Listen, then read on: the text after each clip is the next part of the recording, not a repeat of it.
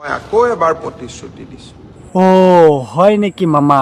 আকৌ আবাৰ আপুনি কিহৰ প্ৰতিশ্ৰুতি দিবা আহিলে? বহুতই প্ৰতিশ্ৰুতি আমি শুনা পালোঁ, যেনে অসমখন আপুনি ঋণমুক্ত কৰিব খুজিছিল।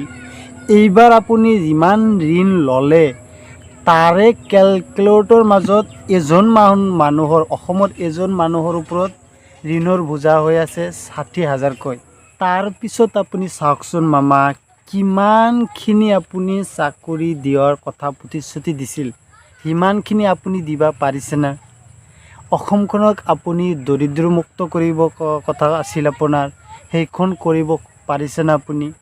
ইমান লেতেৰা ৰাজনীতি কৰি লাভ নাই। তথাপি আহকচোন ৰাইজ, আমি চাওক কি প্ৰতিশ্ৰুতি আকৌ আমাৰ হিমন্ত মামাই দিয়ে, এইটো আকৌ চাই লওক। এইবাৰ গেছ চিলিণ্ডাৰৰ দাম 250 টকা কমাম। কম দামত দালি দিম, নিমখ দিম, চেনি দিম। হয় নেকি মামা? মানে আপোনাৰ কাৰণে ইলেকশ্যনটো আহি গৈছে, 2026 চনৰ ইলেকশ্যনৰ আপুনি প্ৰস্তুতি লৈ আছে।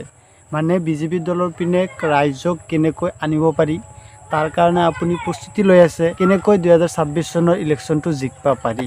মানুহ এতিয়া ইমান বুৰ্বক নহয়, ইমান লেতেৰা ৰাজনীতি কৰি লাভ নাই। আৰু অহাবাৰ নিৰ্বাচনত জিকিলে অহাবাৰ আপুনি ইলেকশ্যনত জিকিলে অসমবাসী ৰাইজৰ পিছপিনেদি আপুনি ভুলকা বাঁহটো সোমাই দিম। কি ইমান লেতেৰা ৰাজনীতি আমাৰ অসমবাসী ৰাইজে আপোনাক ভাল নাপায়। যি লেতেৰা ৰাজনীতি কৰি আছে আপুনি চাওক।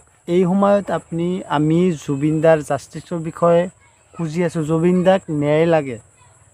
আমি খুজি আছোঁ জুবিন দাক ন্যায় লাগে। আপুনি ন্যায় নিদি আপুনি যি লেতেৰা ৰাজনীতি আৰম্ভ কৰিছে, এইটো 2026 চনৰ ইলেকশ্যনত আমাৰ অসমবাসী ৰাইজে আপোনাক সেইটো দেখাই দিব।